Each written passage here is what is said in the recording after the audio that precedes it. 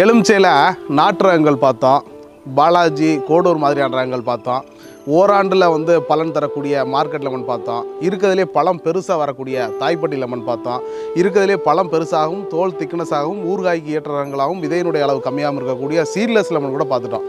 இன்றைக்கி நாம் பார்க்க போகிற ரகம் பார்த்திங்கன்னா ரெட் லெமன். என்னப்பா இது புதுசாக ரெட் லெமன் அப்படின்னு கேட்குறீங்களா?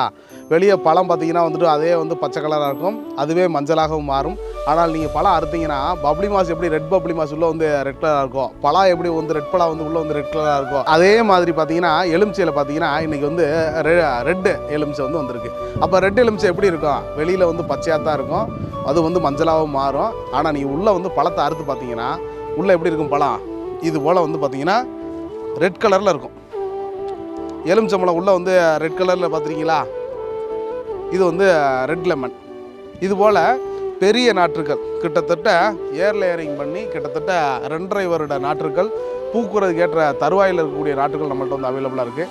வேணுங்கிற விவசாயிகள் நிச்சயமாக உழவி தொடர்பு கொள்ளுங்கள். உழவி என்றும் உங்களோடு பயணிக்கும். நன்றி, வணக்கம்.